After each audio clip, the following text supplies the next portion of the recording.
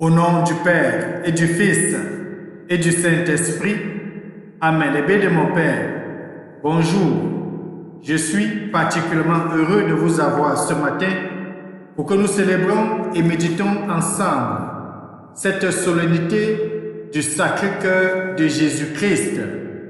Les baies de mon Père, dans toutes les langues du monde, le mot cœur est synonyme d'accueil, de tendresse, de miséricorde. Nul mieux que Jésus, notre Sauveur, notre Rédempteur, n'a su révéler la bonté du cœur de Dieu, son attention aux petits, aux enfants, aux faibles, aux pauvres, aux veufs, aux veuves, aux misérables, aux exclus de la société et à leur misère quotidienne. Jésus, notre Sauveur, notre Rédempteur et notre Frère, a vécu cet amour dans un oubli constant de lui-même, jusqu'au don suprême de sa vie sur la croix, comme un vulgaire brigand, comme un voleur, comme un rebelle.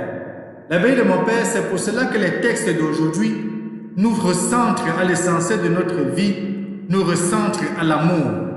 La première lecture qui est tirée du livre de Deutéronome au chapitre 7, les versets 6 à 11. C'est Élie, le prophète, qui révèle au peuple juif de se rappeler de l'attention de Dieu portée à leur égard. Il souligne entre autres, si Dieu les a choisis un petit peuple, ce n'est pas par leur prouesse et par leur réussite, mais c'est tout simplement par l'amour infini, l'amour et la bonté de notre Seigneur et de notre Créateur à l'égard de ce peuple. Et au-delà du peuple juif, nous autres les baptisés, nous formons la Jérusalem céleste, le peuple dont Dieu a choisi, le peuple baptisé, pour cheminer avec son Fils Jésus-Christ, afin d'avoir le moment venu le salut. La deuxième lecture sera tirée de la première lettre de Saint Jean apôtre, au chapitre 4, les versets 7 à 16. Dans ce passage, le disciple que Jésus aimait et qui s'était couché sur la poitrine de Jésus lors de la dernière scène va dire que Dieu nous a aimés et pour cela, il va nous inviter chacun et chacune à nous aimer mutuellement, à nous aimer, à aimer l'humanité comme Dieu lui-même nous a aimés et c'est en imitant Dieu qui nous aime que nous sommes appelés à nous aimer réciproquement. Et dans l'Évangile, c'est notre Seigneur Jésus-Christ qui parle encore de son cœur. Dans Matthieu chapitre 11, les versets 25 à 30, il va dire que lui, Jésus-Christ, est doux et humble de cœur. Il va nous inviter chacun et chacune de porter son joug, puisque son joug est léger. Les bénis de mon Père, apprêtons les différents textes de méditation d'aujourd'hui. Les bénis de mon Père, ouvrons nos textes pour lire ces différents textes. Ensuite, nous allons méditer le psaume 102 à chacun et à chacune. Bienvenue.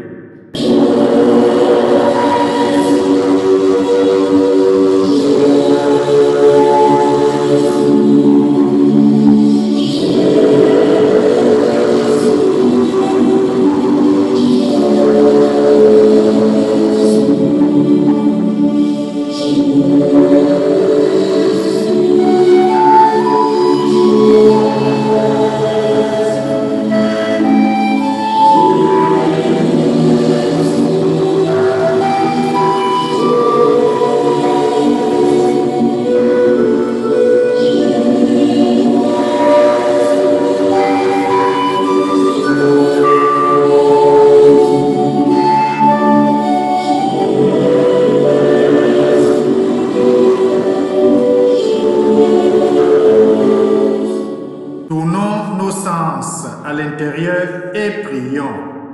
Seigneur notre Père, en vénérant le cœur de ton Fils bien-aimé, nous disons les merveilles de ton amour pour nous. fais que nous recevions de cette source une grâce plus abondante. Nous t'avons prié par le cœur d'amour de Jésus-Christ, ton Fils bien-aimé, lui qui vit avec toi, Dieu pour des siècles et des siècles. Amen. Les bénis de mon Père, je vous invite chacun et chacune à ouvrir sa Bible et de lire Deutéronome chapitre 7, les versets 6 à 11. Ensuite, de lire 1 Jean chapitre 4, les versets 7 à 16. Ensuite, nous allons proclamer Matthieu 11, versets 25 à 30 et méditer ensemble le psaume 102.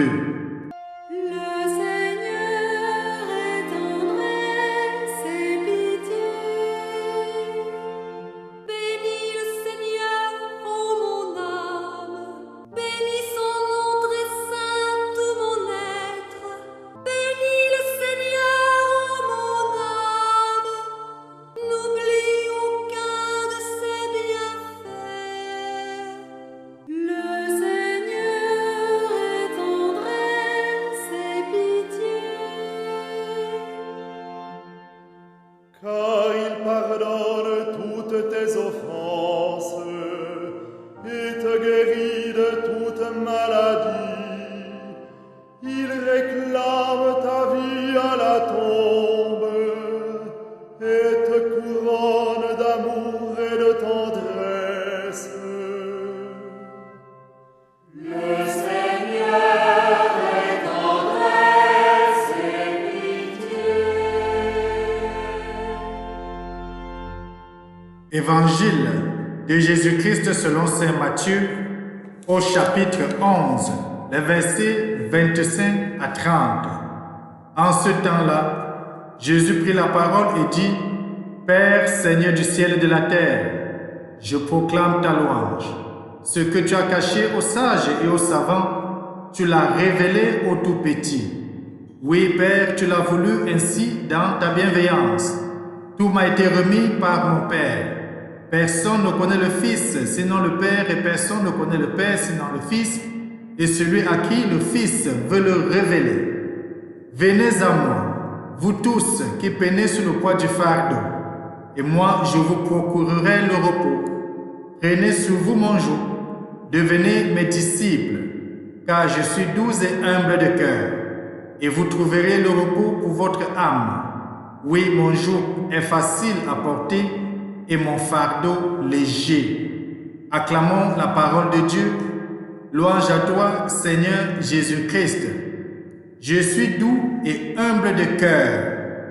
Mon joug est léger. Venez vers moi et vous trouverez le repos pour votre âme. La bénie de mon Père, c'est quelques phrases que nous retirons de cet évangile de ce matin. Mais si nous avons bien lu les différentes lectures avant la proclamation de cet évangile, dans la deuxième lecture tirée de 1 Jean 4, versets 7 à 16, si j'existe, c'est grâce à Dieu. Il m'a donné la vie et le monde. Il se fait proche de moi par son Fils Jésus. Je vois des traits de son visage chez les gens de mon entourage. Ces derniers bénéficient-ils donc eux aussi de tout l'amour que Dieu a déposé en moi? C'est des phrases ou des pensées ou des méditations qui peuvent se dégager de ce texte-là. Parce que Saint Jean, si nous l'avons bien lu, souligne très clairement que nous sommes appelés à aimer. Parce que Dieu, le premier, nous a aimés et Dieu est amour. Le même Jean dans son évangile, Jean chapitre 3, le verset 16, va souligner quelque chose d'important. Dieu a tant aimé le monde qu'il a envoyé son Fils unique pour que quiconque croit en lui ne périsse pas, ne meure pas, mais ait la vie éternelle. Oui, nous pouvons mieux comprendre. Notre Seigneur Jésus-Christ est venu apporter à chacun et à chacune, à toi, à moi, à chaque baptisé, la vie éternelle. Et c'est pour cela que dans l'évangile que nous avons proclamé, Jésus nous demande chacun de devenir son disciple. C'est lui qui le dit. Devenez mes disciples, prenez sur vous mon joug. Parce que si nous devenons des disciples de Christ, qu'est-ce qui nous attend? Le repos pour notre âme.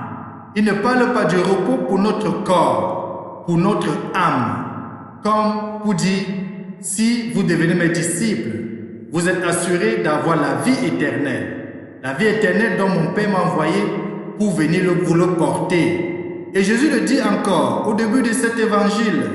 Nul ne connaît le Père si ce n'est le Fils, ou alors celui à qui le Fils veut le révéler. Eh bien, mon Père, lors de notre cheminement de catéchèse, vous et moi, nous avons appris à connaître Jésus-Christ à travers l'Écriture, à travers la rencontre avec nos frères et sœurs, à travers la méditation de la parole, à travers les récollections, des retraites, des exercices de jeûne, des prières, et même lorsque nous avons obtenu un sacrement de l'Eucharistie, à connaître Jésus-Christ à travers le pain et le vin que nous recevons à l'autel. Et par là, c'est des méthodes, des moyens pour le rencontrer, pour que lui vienne habiter en nous, et en habitant en nous, il nous révèle le Père.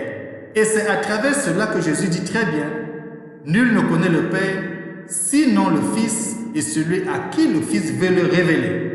Les bien de mon Père, la volonté de notre Seigneur de nous conduire vers le Père est totale et entière. Ça ne dépend que de toi, ça ne dépend que de chacun de nous, de chercher Jésus-Christ, lui qui se fait trouver, lui qui ne se cache pas, lui qui est disponible à nous rencontrer. D'ailleurs, il dit, comme voici que je me tiens à ta porte et que je frappe. Si tu ouvres, j'entrerai, je souperai avec toi et toi tu souperas avec moi. Nous pouvons donc prier aujourd'hui, une fois de plus, que ce cœur d'amour, ce sacré cœur de Jésus s'ouvre pour chacun de nous et nous accueille. Qui nous accueille pour former le nouveau peuple de Dieu. Comme Moïse le dit dans le livre de Deutéronome, un petit peuple que Dieu avait choisi par amour.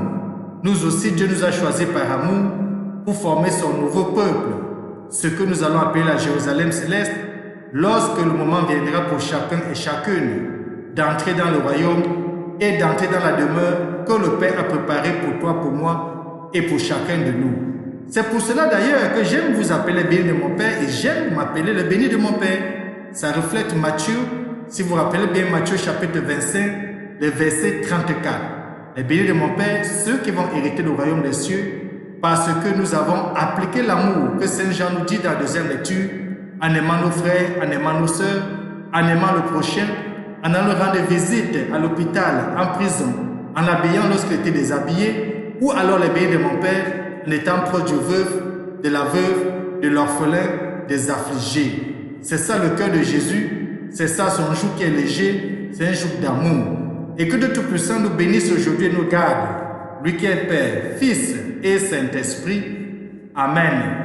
Bonne fête, bonne solennité du Sacré-Cœur de Jésus. Louez Dieu.